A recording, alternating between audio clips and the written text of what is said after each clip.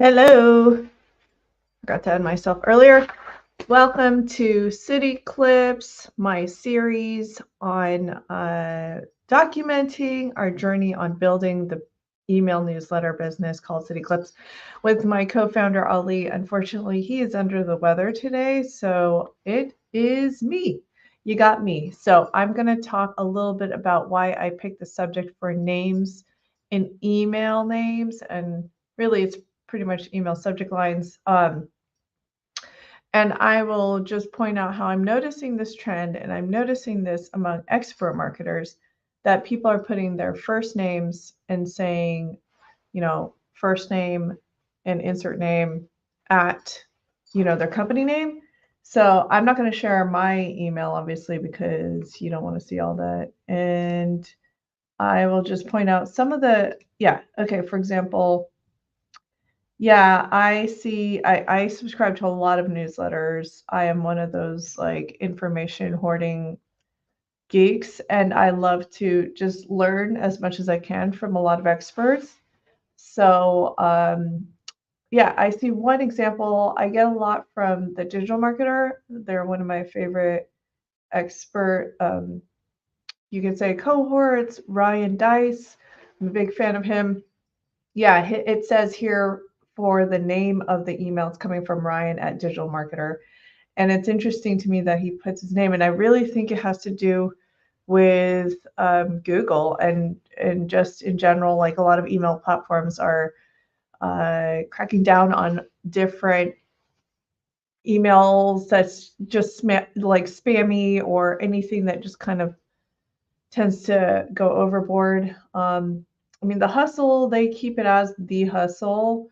I'm like skimming through right now. I know there's one called, I know I feel like I see it more with people's names, but maybe also it's easier to catch an email if you have someone's name on there and then you just want to read it because well, of course, Seth Godin. Yeah, has always been from Seth Godin, and he has more of a personal brand. And then Peng Joon, he's like the master of all videos and video makers. He's also a coach, and so his is personalized. But I see some that are just like brands. I follow a lot of big companies too, just to learn how they're marketing their products and their whatever they're trying to sell. And so they just have their brands. I'm like, of all days, when I'm trying to find one, I'm not even finding like the same. Okay, because the beauty of Google, and this is why I like it so much, is that there's so many filters, right? If you have it set up so that you can have different tabs in place, I'm not ever since I've experienced with like old email service providers. I used to have a Yahoo account maybe a long time ago. I don't even remember. I used to have an AOL account. Yes, I'm that generation. And I used to have, or at least I know that people who had Hotmail had all kinds of issues, but it was just so cluttered. It was poorly designed. But one of the things that I really like about Google is that you can have everything saved according to its category based off of the types of email, like primary inbox. I barely have to deal with spam because they're really good at filtering spam to spam. And then promotions, and then there's social. Everything related to social goes to social. And then there's also updates. There's also forums. It goes some things go in the wrong filter and wrong tab, but I I just noticed that the performance is so well. That's why I really like Gmail. Um, yeah, I'm seeing, I think it's Jasmine Yuen at Alignable. Yeah, that's interesting. I know Alignable is really good at growth hacking right now, that they're getting all kinds of people trying to connect, just like early stages of LinkedIn. But yeah, that's a person's name for some reason, how might be a technology that they Alignable uses, because sometimes I see other people's names via Alignable. So like if they share something, it automatically personalizes the names in the email subject line. That's kind of interesting to me that's happening. Let's see here. I am not finding the examples. I know there are some, like, okay, so Sahil Bloom, I follow him and I subscribe to his newsletter, and it's called Sahil Bloom's Curiosity Chronicle. And I know you might be hearing jingling my belt. It's cold today, y'all. It's cold for Florida, and Tallahassee. It's in the 40s. It should be higher now. It's like probably 50s, and it's still cold. um, yeah, so he put his name in there, and then he personalized it by saying Sahil Bloom's, apostrophe S, Curiosity Chronicle.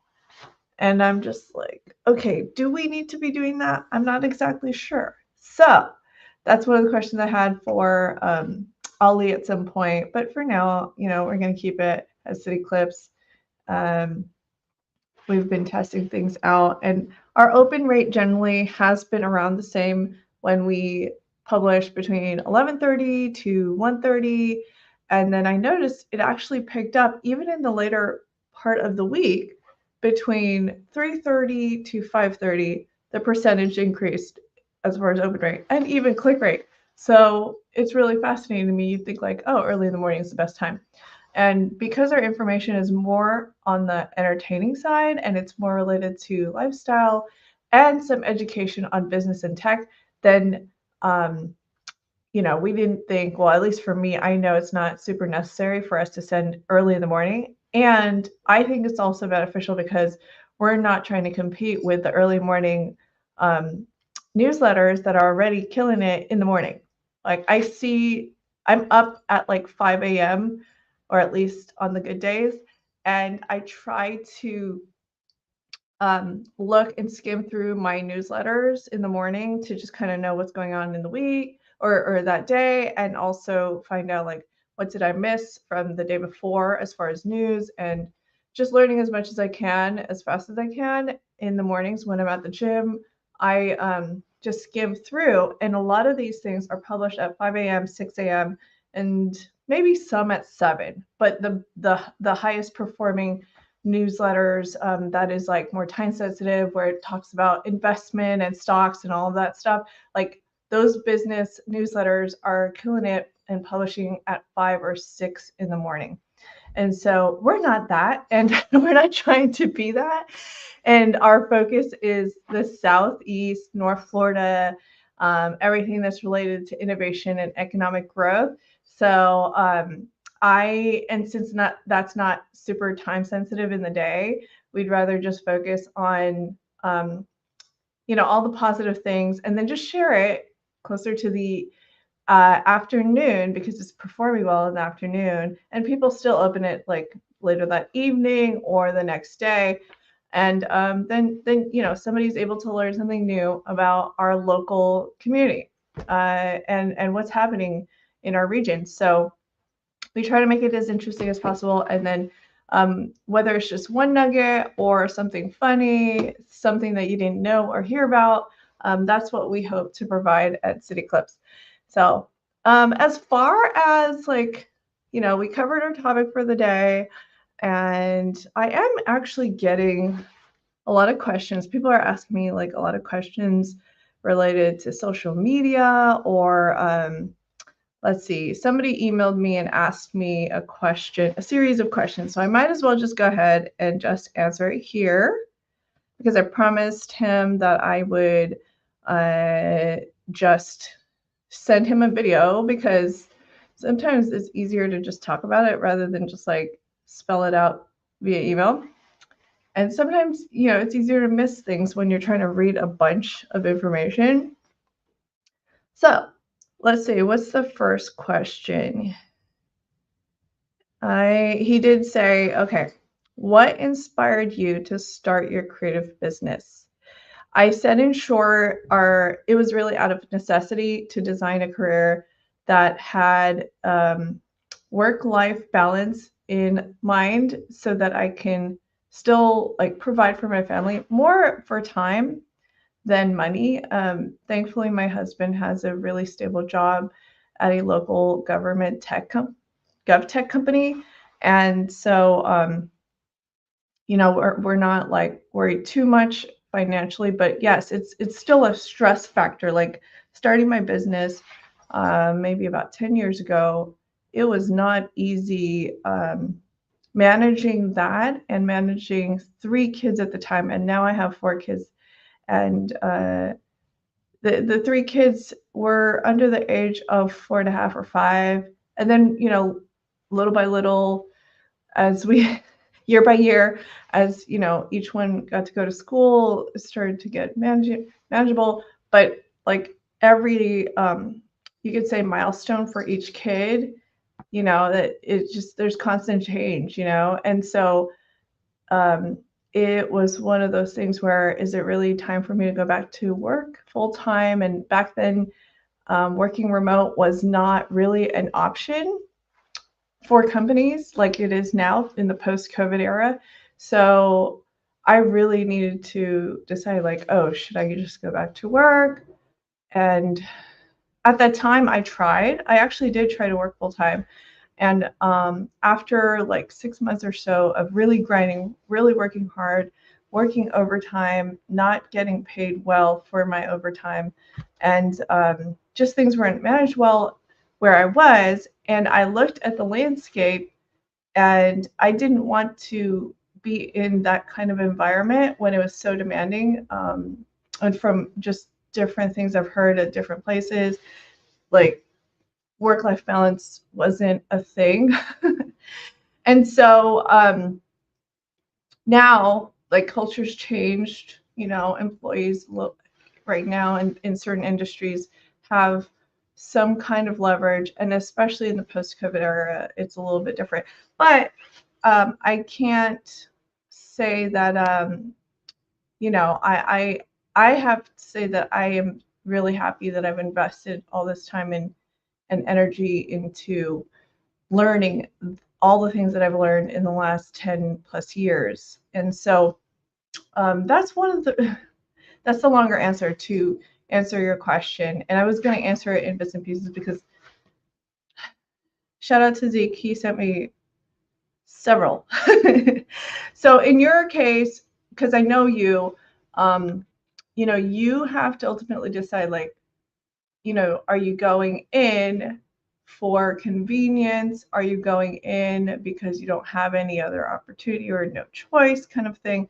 Like, do you have something that you've identified that you feel like, okay, this is something I can definitely do, and I'd be happy working on this, and I could, you figured out your value and how much you're going to charge and all kinds of things like that. That it takes some time to have that proper mindset to price your services well or price your value, and then to sell it, to potential clients. Like, it is not easy, and that like takes a shift in your mindset. And it took me a bit, and even it took me a lot of I went through a lot of business programs. I spent a lot of money, and it helped a lot. So it's not an easy path to take. I'm not going to say like you're probably seeing in social media, it is kind of glamorized. You see young people probably your age, they say how I went from 0 to $50,000 a month, and I'm like,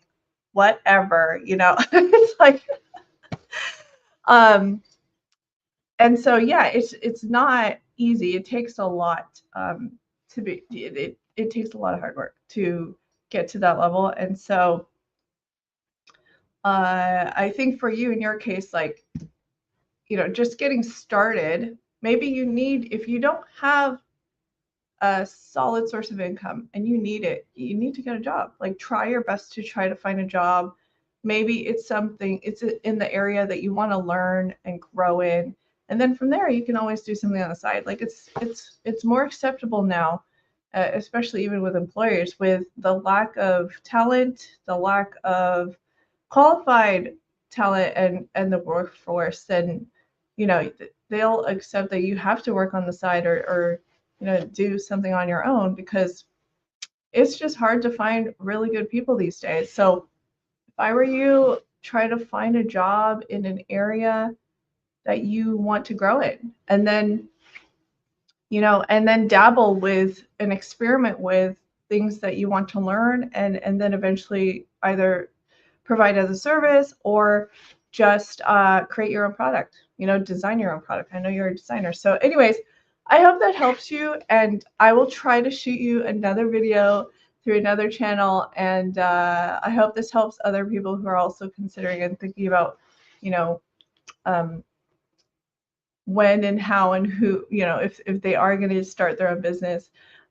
Sometimes it's just out of necessity, and that was the case for me, and I'm really happy that I did.